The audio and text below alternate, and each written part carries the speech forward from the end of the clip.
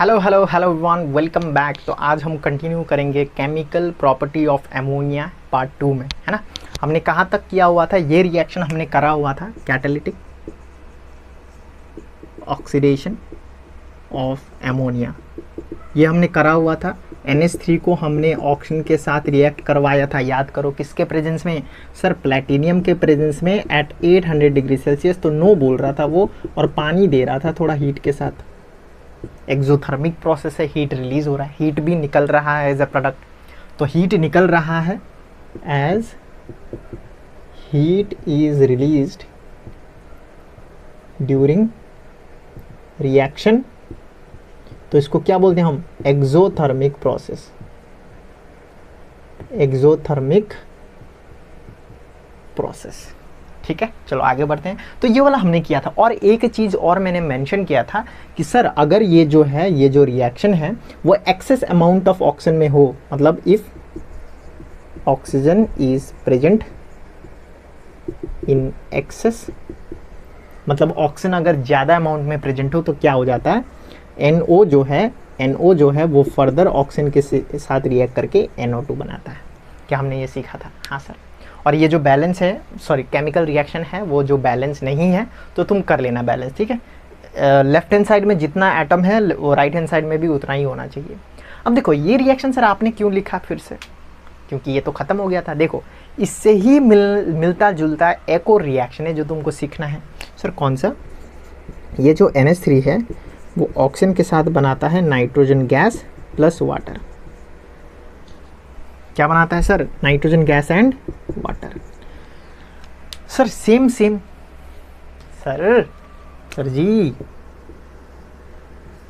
Same but different है sir, काहे? तो देखो यहाँ पर ना एक थोड़ा सा सटल सा डिफरेंस है जो तुम्हें समझना है। सर क्या? यहाँ पर हम कर रहे हैं ऑक्सीडेशन ऑफ एमोनिया। क्या कर रहे हैं भाई? ऑक्सीडेशन, मतलब यहाँ पर एमोनिया को ऑक्सीजन के साथ रिएक्ट किया जा रहा है। एमोनिया और ऑक्सीजन को पास में लेके थोड़ा सा हम इसके साथ रिएक्ट करवा दे रहे हैं, लेकिन यहाँ पर वो नहीं हो रहा है जो तुम सोच रहे हो। यहाँ पर हो रहा है बर्निंग ऑफ एमोनिया। ओहो सर, बर्निंग ऑफ एमोनिया। अब थोड़ा सा हमको समझ में आ रहा है। कैसे? याद करो ऑर्गेनिक केमिस्ट्री जब मैंने तुमको सिखाया था, डिटेल में करा है पूरा ऑर्गेनिक केमिस्ट्री, है ना। वहाँ पर एक टॉपिक था कंबशन ऑफ मीथेन, याद है? Combustion of ethane. तो कंबशन मतलब क्या? जलना। जब मीथेन को हम जलाते थे तो याद करो ऑक्सीजन के साथ रिएक्ट करवाते थे, क्योंकि कोई भी चीज़ कब जलता है, जब उसके पास क्या हो, ऑक्सीजन हो। जैसे कि हम लकड़ी को जलाते हैं तो लकड़ी जलाते वक्त ऑक्सीजन का प्रेजेंस होना इंपॉर्टेंट है, नहीं तो नहीं जलेगा। लेकिन एक खास बात यह है एमोनिया का कि वो सिर्फ प्योर ऑक्सीजन के साथ बर्न होता है। NH3 burn in pure oxygen. जैसे कि फॉर एग्जांपल जब हम लकड़ी जलाते हैं तो उसको ऑक्सीजन कहाँ से मिलता है? सर जो हवा में ऑक्सीजन प्रेजेंस है उसी से उसका काम चल जाता है। लेकिन एमोनिया का ऐसा नहीं होता है। अगर हमें एमोनिया जलाना है, अगर हम एमोनिया गैस को बर्न करना है तो प्योर ऑक्सीजन सप्लाई होना चाहिए, वरना एमोनिया गैस नहीं जलेगा। ठीक है, वरना एमोनिया नहीं जलेगा। It does not burn in air, मतलब हवा में जो ऑक्सीजन है उससे वो नहीं जलेगा। अगर हमको एमोनिया को बर्न कराना है तो प्योर ऑक्सीजन का सप्लाई होना इंपॉर्टेंट है। और जब वो, जैसे कि अरे भाई जो ये बर्न होता है अमोनिया, उसका कलर कैसा होता है पता है तुमको? ग्रीनिश येलो फ्लेम होता है। सर ये क्या बोल रहे हैं सर? अरे जब LPG गैस जलता है ना, गैस चूल्हा जब जलता है, गैस वाला चूल्हा, तो ब्लू कलर का फ्लेम होता है। जो आग होता है वो उसका कलर क्या होता है? Blue colour. ऐसा ही जब एमोनिया जलता है तो ग्रीनिश येलो कलर होता है वो आग का, फ्लेम का। ठीक है, चलो आगे बढ़ते हैं। ठीक है, ये रिएक्शन बैलेंस नहीं है, इसको भी कर लेना, कर ही देते हैं। ऑक्सीजन 2 है, हाइड्रोजन 3 है, तो इधर में 3 2 जो 6 होएगा, 2 3 जो 6 होएगा। ऑक्सीजन 3 है, ऑक्सीजन 2 नहीं हो रहा है, तो अगर हम इसको 2 से मल्टीप्लाई कर दें तो 3 2 जो 6, तो ये 6 हो जाएगा। हाइड्रोजन 6 हुआ, तो हाइड्रोजन नहीं, 6 2 जो 12 हुआ, हाइड्रोजन 12 हुआ। 4 3 जो 12 होएगा। नाइट्रोजन 4 हुआ, तो इधर में 2।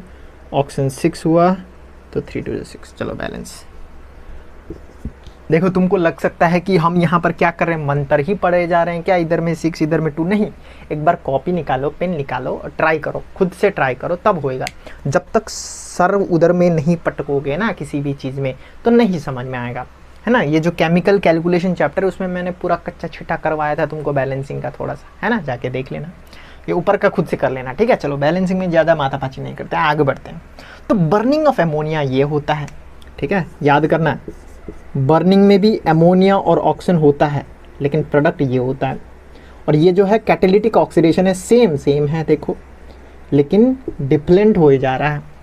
तो ये जो छोटा छोटा सटल डिफरेंस है ना, वहीं पर तुमको बोर्ड वाला फंसा देता है, इसी में तुमको गलत करवा देता है वो जानबूझ के, कि हाँ स्टूडेंट यहाँ पर ज़रूर कंफ्यूज होगा, तो दे देते हैं। वहाँ लिखेगा NH3+O2 ऐसे कर देगा, है ना, और तुम एकदम भावुक हो के आह मज़ा ही आ गया, ये तो किया हुआ है। इधर में तुम खुद से प्लेटिनियम लिखोगे, है ना, इधर में 800 डिग्री सेल्सियस लिख दोगे, NO कर दोगे, इधर में वाटर कर दोगे, इधर में हीट कर दोगे, और एकदम मुंह एकदम खुशी से चौड़ा हो जाएगा, हम ही है यहाँ का डेंजर। लेकिन मिस्टेक हो जाएगा, क्योंकि तुमने ऊपर नहीं देखा, वहाँ लिखा होता कंबशन करके दिखाओ, कंबशन में ये होता है, ठीक है। तो इसमें थोड़ा सा सटल डिफरेंस है जो तुम्हें याद करना है। क्या याद हो जाएगा तुमसे, ठीक है। या फिर तुम एक बात फिर से याद कर सकते हो, याद करो वो मीथेन में मैंने तुमको सिखाया था कि जब भी कंबशन होगा तो क्या निकलता था, पानी निकल जाता था, याद है, कार्बन डाइऑक्साइड और वाटर। नहीं याद है क्या, चलो छोड़ो, चलो आगे बढ़ते हैं। दूसरा टॉपिक करते हैं। मिटना किधर गया, अभी तो मिटा रहा था इधर, चलो। अब दूसरा जो है वो है फॉर्मेशन ऑफ पर्सिपिटेट।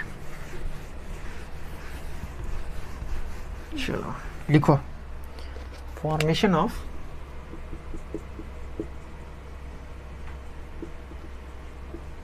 पर्सिपिटेट।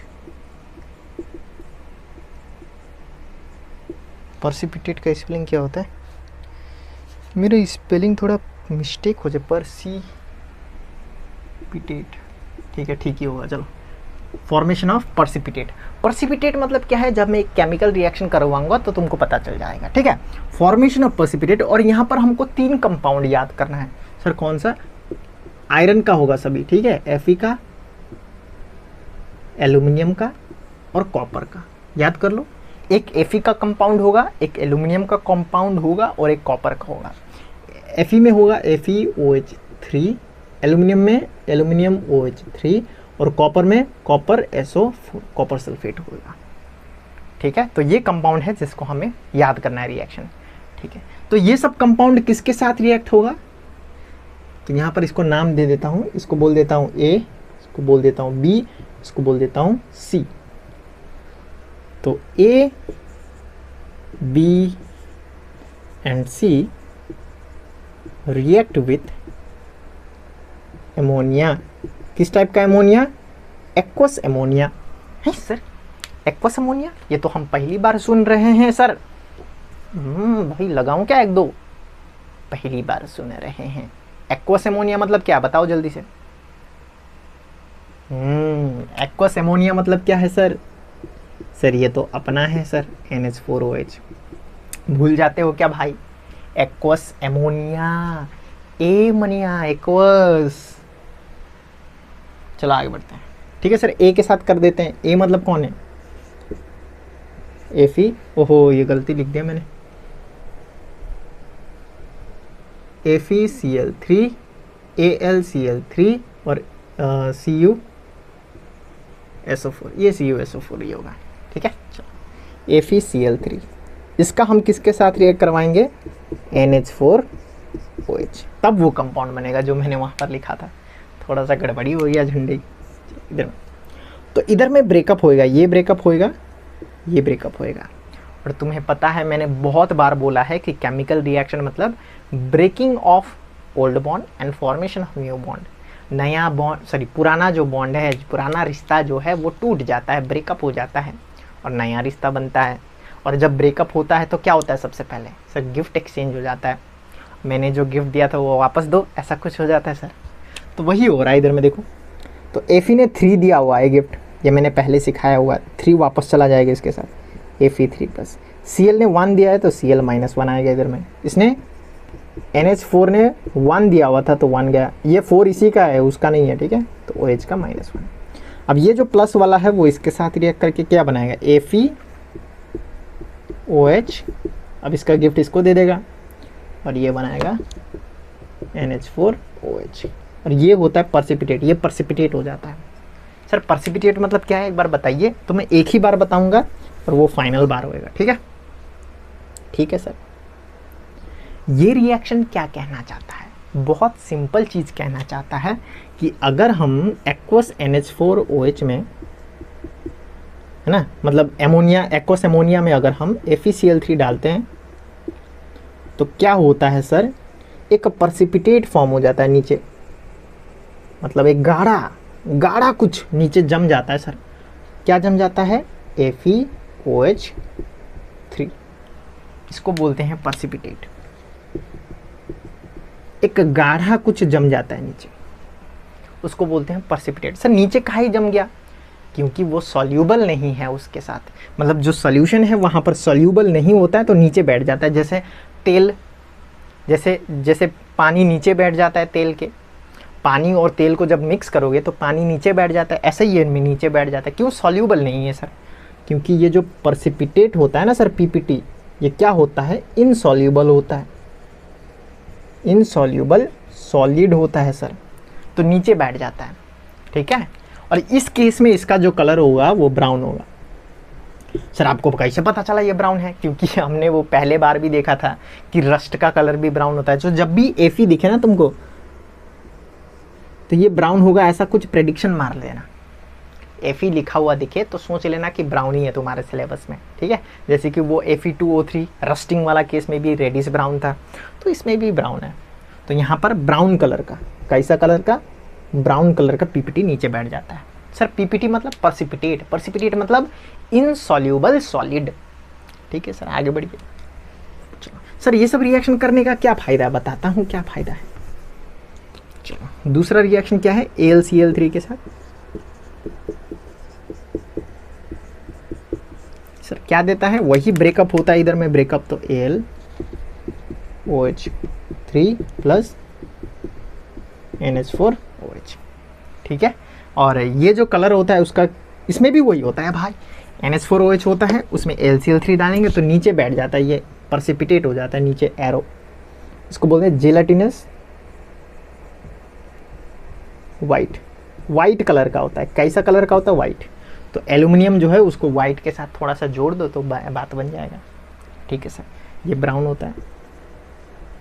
तो आगे बढ़िए, ये लास्ट में करेंगे, ठीक है।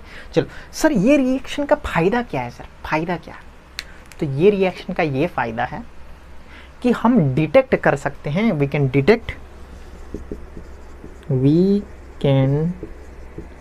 Detect the metal ion of a compound. मतलब सर, मतलब सिंपल है, अगर मेरे पास एक्वस एमोनिया है, हेलो, मेरे पास क्या है, एक्वस एमोनिया है, उसमें मैं अगर एक कंपाउंड डालता हूँ, रिएक्शन होगा, और अगर नीचे में जाके ब्राउन कलर का पर्सिपिटेट बन रहा है, इसका मतलब जो कंपाउंड मैंने डाला उसमें कौन सा आयन प्रेजेंट था, आयरन का आयन, Fe आयन प्रेजेंट था। हेलो, अगर मेरे पास एक्वस एमोनिया है, उसमें मैं एक कंपाउंड डाल रहा हूँ और डालने के बाद देख रहा हूँ कि नीचे परत जम जा रहा है, पर्सिपिटेट हो जा रहा है, कौन सा कलर का, वाइट कलर का।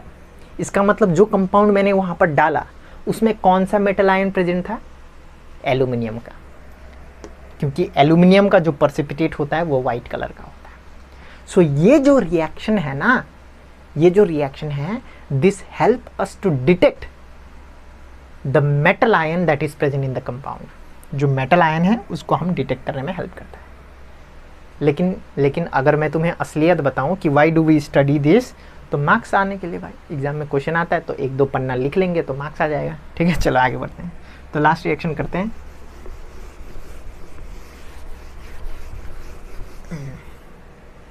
सर लास्ट रिएक्शन क्या है सर, CuSO4 को जब हम रिएक्ट कराते हैं NH4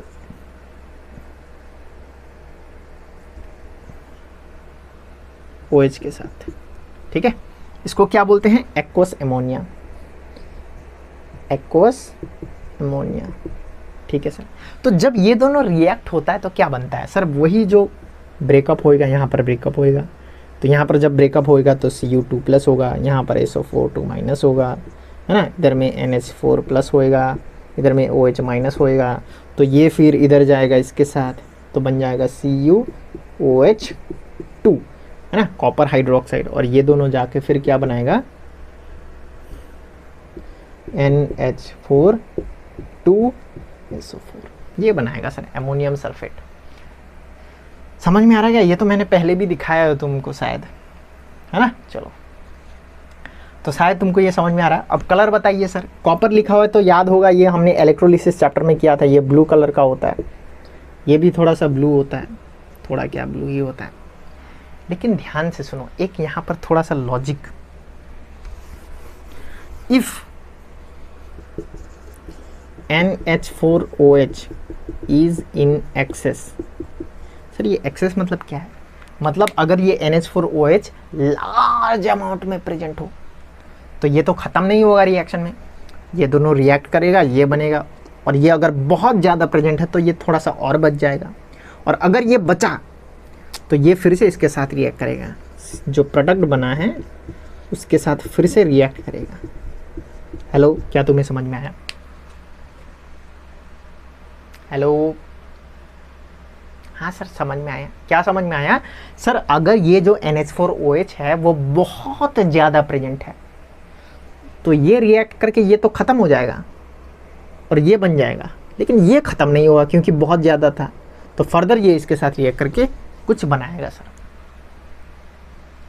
सर हमको एकदम ही नहीं समझ में आ रहा है सर, तो बस इतना समझो कि हम क्या कर रहे हैं, लंच में हम क्या खाते हैं, भात खाते हैं, हाँ सर राइस, तो राइस खाने के लिए क्या किया, मैंने सोचा थोड़ा सा आलू चॉप बनाया जाए, भात के साथ मज़ा आ जाएगा। तुम लोग खाते हो क्या, नहीं सर ये कौन सा टेक्निक है, आलू चॉप के साथ राइस कौन खाता, हम खाते हैं। तो ध्यान सुनो, तो मैंने कुछ बेसन लिया ये क्या है, बेसन, और ये आलू, ये क्या है, आलू, आलू का चोखा, आलू का जो चोखा होता है ना वही, तो आलू का चोखा वो मैंने बहुत बनाया, ज़्यादा ही बना दिया, सोच रहा था कि बहुत ज़्यादा खाऊंगा, तो मैंने ये बेसन और आलू का रिएक्शन करके, है ना, पकौड़ा क्या बोलते हैं, चॉप बना लिया, आलू चॉप, लेकिन ये बहुत ज़्यादा था तो बच गया थोड़ा सा, आलू का चोखा थोड़ा सा बच गया, तो हम राइस के साथ क्या खाएंगे, तो हम राइस के साथ चॉप तो खाएंगे ही खाएंगे, उसके साथ आलू भी खाएंगे, जो आलू का चोखा बचा हुआ था। तो समझ में आया, आलू बहुत ज़्यादा एक्सेस में था तो बाद में वो फिर से रिएक्शन में पार्टिसिपेट कर लेगा, ठीक है, जो बचा हुआ है वो फिर से रिएक्शन में क्या कर लेगा, पार्टिसिपेट कर लेगा। शायद तुमको समझ में आया, नहीं समझ में आया तो छोड़ दो भाई। चलो, ये दोनों रिएक्ट करके कुछ कॉम्प्लेक्स कंपाउंड बनाएगा, और ये जो कॉम्प्लेक्स कंपाउंड का कलर होता है वो डी, क्या होता है सर, डी ब्लू होता है, देखो ब्लू ब्लू ब्लू, अब तो डी ब्लू है, समझ में आया। तो CuSO4 NH4OH मतलब एक्वस अमोनिया के साथ रिएक्ट करके, या फिर हम बोल सकते हैं अमोनियम हाइड्रोक्साइड के साथ रिएक्ट करके ये बनाता है, और ये अगर बहुत ज़्यादा प्रेजेंट है तो फर्दर इसके साथ रिएक्ट करके एक कॉम्प्लेक्स कंपाउंड बनाता है, और वो कॉम्प्लेक्स कंपाउंड का नाम क्या है, कॉम्प्लेक्स कंपाउंड का नाम है tetra amine.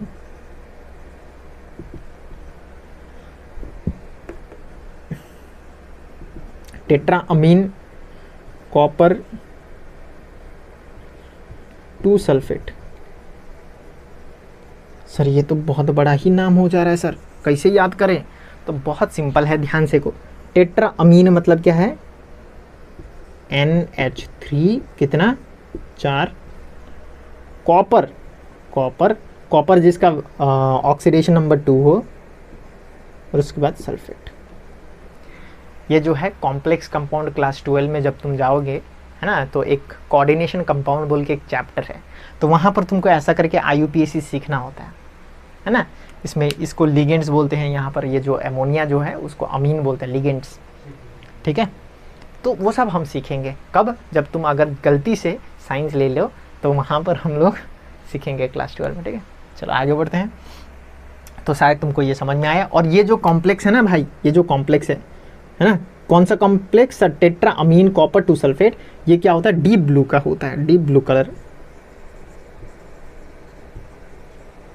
Deep blue colour होता है सर। क्या तुमको समझ में आया? हाँ सर। चलो आगे बढ़ते हैं फिर। अब लास्ट एक कहानी सुनो सर। कौन सा कहानी? एक कहानी है, एक आदमी था, ठीक है, नेस्लर। सर कौन सा? एक आदमी था जिसका नाम क्या है, नेस्लर है सर। वो ट्रैफिक हवलदार था। इंडिया में नेस्लर आदमी, थोड़ा सा नाम तो ब्रिटिश जैसा लग रहा है, हाँ, लेकिन है ना, समझो। अब एक आदमी है जो क्या है सर, ट्रैफिक हवलदार है, और इसका नाम क्या है, मिस्टर नेस्लर है सर, नेस्लर, नेस्लर। तो ये क्या करता था, जब भी अमोनिया जाता था ना, मनिया लोग, सर कौन लोग सर, मनिया लोग, मनिया, जब भी मनिया लोग जाता था तो ये येलो कलर कर देता था, येलो कलर। ट्रैफिक लाइट में कौन सा कलर, येलो कलर कर देता था सर। सर आप क्या बोल रहे, समझ में नहीं आ रहा है। अरे थोड़ा सा कहानी बनाने का ट्राई कर रहा हूँ ताकि तुमको थोड़ा सा समझे। एक ट्रैफिक हवलदार है जिसका नाम क्या है सर, एमोनिया, सर नेस्लर है सर, नेस्लर। और जब भी अमोनिया आता है तो वो येलो कलर कर देता है, येलो कलर होता है ना ट्रैफिक लाइट में, हेलो अमोनिया, ऐसा कुछ। सर क्या बोल रहे हैं सर, पतर पतर। बहुत सिंपल है। अमोनिया मतलब यहाँ पर मैं बोल रहा हूँ अमोनिया। जब भी अमोनिया आता है तो नेस्लर रिएजेंट उसको डिटेक्ट कर लेता है। ओ देखो देखो अमोनिया आ गया, डिटेक्ट कर लेता है। कौन सा कलर से, येलो कलर से, ठीक है। तो which reagent is used to test the presence of ammonia, Nessler reagent. Sir एक नेस्लर रिएजेंट है जो जैसे ही अमोनिया देखता है येलो कलर कर देता है सर। क्या याद हो गया तुमको, कंपाउंड है ना, कंपाउंड विच डिटेक्ट अमोनिया। जैसे ही अमोनिया आता है तो येलो कलर दिखा देता है, कौन सर, नेस्लर हवलदार कर देता है सर, ठीक है। तो नेस्लर रिएजेंट कौन है सर, नेस्लर रिएजेंट जो है वो है K2HgI4। इसको बोलते हैं पोटासियम मर्क्यूरिक आयोडाइड। क्या बोलते हैं, पोटासियम मर्क्यूरिक आयोडाइड, है ना, potassium mercuric iodide. Alkaline solution of potassium mercuric iodide को हम क्या बोलते हैं, नेस्लर रिएजेंट बोलते हैं। बोलो समझ में आया, है ना। Alkaline solution of, alkaline solution of potassium mercuric iodide को हम क्या बोलते हैं, नेस्लर रिएजेंट बोलते हैं। क्या याद हो गया तुमको, मैंने क्या बोला, नेस्लर एक हवलदार है सर जो अमोनिया आते ही येलो कलर कर देता है।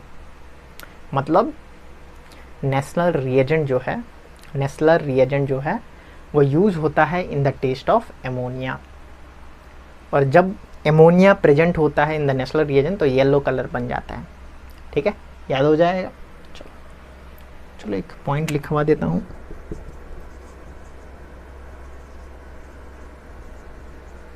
नेस्लर रिएजेंट, इसका नाम क्या है, alkaline solution of potassium mercuric iodide. और ये जो पोटासियम मर्क्यूरिक आयोडाइड है उसको क्या लिखते हैं हम लोग, पोटासियम मर्क्यूरिक आयोडाइड, ठीक है। चलो, तो alkaline solution of potassium mercuric iodide को हम क्या बोलते हैं, नेस्लर रिएजेंट। और ये नेस्लर रिएजेंट क्या करता है, test the presence of ammonia, how, yellow colour बना देता है। Ammonia on reacting with Nessler reagent produce yellow colour. Hello भाई, हाँ सर समझ में आया। तो बस यही था जो हमें सीखना है। रिएक्शन शायद अभी ख़त्म ही हो गया, रिएक्शन वगैरह।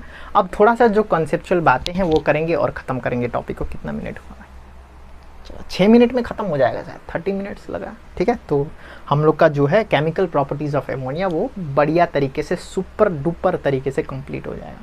तो शायद तुमको ये समझ में आया होगा। याद करो नेशनल क्या है सर, ट्रैफिक हवलदार है। जैसे ही अमोनिया एमोनिया आता है तो येलो कलर दिखा देता है सर। चलो हाँ चलो भाई, अब करते हैं कुछ छोटी छोटी बट मोटी मोटी बातें। सर कौन सी मोटी बातें सर बताइए। तो देखो जो ये लिक्विड अमोनिया होता है, लिक्विड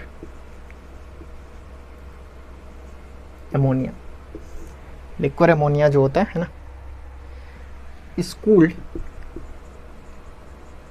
बिफोर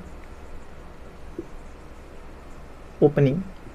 तो ये कुछ कॉन्सेप्चुअल बातें हैं जो तुमको याद होना चाहिए। ये तो देखो क्वेश्चन देखते ही तुमको समझ जाना चाहिए सर क्या है। एमोनिया जो है वो बॉटल में रखा हुआ है, ठीक है, liquid ammonia.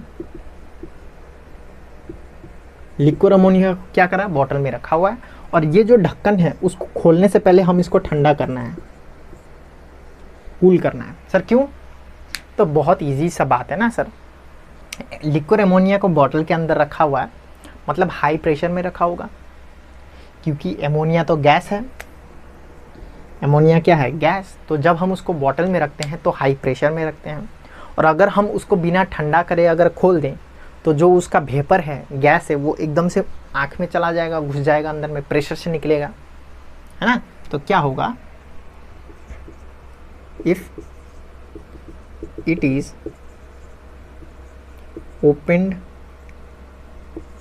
without cooling, then due to release of pressure, maybe vapor of ammonia spurt out with high pressure and get in the ice, which causes problem। बस इसीलिए इसको ठंडा करते हैं और खोलते हैं ताकि वो एकदम से धड़म करके ना निकले मुंह में। समझ में आया? ठीक है, चलो आगे बढ़ते हैं, आगे बढ़ते हैं थोड़ा सा। चलो कॉपी कर लो इसको, एक बार बुक भी पढ़ लेना, क्योंकि बुक में जो है ज़्यादा सोफिस्टिकेटेड लैंग्वेज में लिखा होगा, ठीक है, तो आंसर करने में तुमको इजी होएगा। चलो अब दूसरा लॉजिक है, वो क्या है, यूज ऑफ कूलेंट। हाँ, ammonia is use in coolant, वो तो हमने स्टार्टिंग में ही कर लिया था। Ammonia is used as coolant. Sir का है, क्योंकि इसका हीट एब्जॉर्बिंग पावर हाई है सर। हीट एब्जॉर्बिंग पावर जो है वो क्या है, हाई है, मतलब स्पेसिफिक हीट ज़्यादा है सर। हीट कैपेसिटी क्या है सर, हाई है। लेकिन एक बात जो है कि this is not use, it is not used in refrigerator. क्यों यूज नहीं होता है रेफ्रिजरेटर में? तो बहुत इजी है, बहुत इजी है। हमें पता है रेफ्रिजरेटर में कौन सा पाइप यूज होता है सर, कॉपर का पाइप। और ये जो अमोनिया है ना, वो इसके साथ रिएक्ट कर सकता है। तो ammonia react with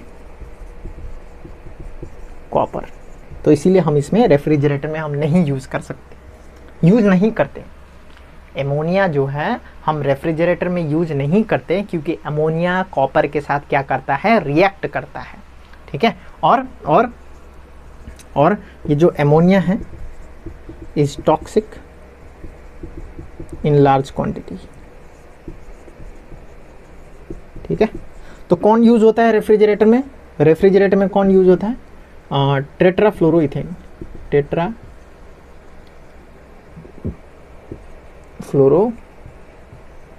is used as coolant, ठीक है। चलो ये सब याद होगा तुमको, ठीक है, बढ़िया है। अब देखो, वी नो कि ये जो एमोनिया है उसका इंडस्ट्रियल पर्पस बहुत बढ़िया है। क्यों? एमोनिया का बहुत सारा यूज़ है, कूलेंट में काम लगता है। एमोनिया क्या में काम लगता है, कूलेंट में काम लगता है, हेयर डाई बनाने में काम लगता है। अरे जो बाल होता है ना, हेयर, उसको लाल पीला हरा करते हैं हम लोग, कैसे लगाते हैं उसमें, तो वो क्या से बनता है, एमोनिया से बनता है, ठीक है। लेकिन तुमने एडवर्टाइज में देखा होगा, बहुत सारा एडवर्टाइज बोलता है कि नो एमोनिया फॉर्मूला, गलत बात है सर, एमोनिया से ही हेयर डाई बनता है, ठीक है। और देखो अगर इंडस्ट्रियल यूज़ है इसका मतलब एमोनिया का बहुत डिमांड होना चाहिए, क्योंकि कूलेंट में भी यूज़ हो रहा है ना, वो यूज़ होता है हेयर डाई बनाने में, फर्टिलाइज़र बनाने में भी यूज़ होता है, तो इंडस्ट्रियल डिमांड तो है। तो इसका मतलब हमें इंडस्ट्रियल मेथड्स ऑफ प्रिपरेशन भी सीखना होगा। इंडस्ट्रियल मेथड्स ऑफ प्रिपरेशन मतलब एमोनिया को लार्ज क्वांटिटी में कैसे बनाया जाए, ताकि इंडस्ट्री में तो लार्ज क्वांटिटी ही बनाना पड़ेगा, वरना जो लैब मेथड है अमोनिया बनाने का उसमें जो तुच्छ सा अमोनिया बनेगा, उससे थोड़ी हेयर डाई में जो फैक्ट्री वगैरह है उसमें सप्लाई हो पाएगा, है ना। तो उसके लिए हमें एक जो है lab method of preparation of ammonia वो करना है। उसके बाद हम लोग का जो चैप्टर है वो मतलब एमोनिया जो टॉपिक है वो ख़त्म हो जाएगा, उसके बाद नेक्स्ट कंपाउंड में शिफ्ट कर ले जाएंगे, ठीक है। तो चलो तुम्हें समझ में आया होगा। और एक चीज़ मैं बता देता हूँ कि अगर फैक्ट्री वगैरह में हम लोग एमोनिया का यूज़ कर रहे हैं तो लीकेज हो सकता है ना, हो सकता है कोई एक्सीडेंट हो जाए, लीकेज हो जाए एमोनिया का। और एमोनिया बहुत टॉक्सिक होता है, रेस्पिरेटरी सिस्टम को हार्म करता है, सांस लेने में दिक्कत होता है, पंजेंट स्मेल होता है ना। तो उसको ओवरकम करने के लिए हम क्या कर सकते हैं सर, पानी से हाथ मुंह ठीक से धोना है। क्यों? क्योंकि एमोनिया जो है वो हाईली सॉल्युबल इन वाटर है, तो जब हम पानी लगाएंगे तो एमोनिया जो लग जाता है वो पानी के साथ नीचे गिर जाएगा, ठीक है। वो हम लैब मेथड ऑफ प्रिपरेशन के बाद उसका एक्सीडेंट में क्या करना है वो भी करेंगे, ठीक है। चलो थैंक यू।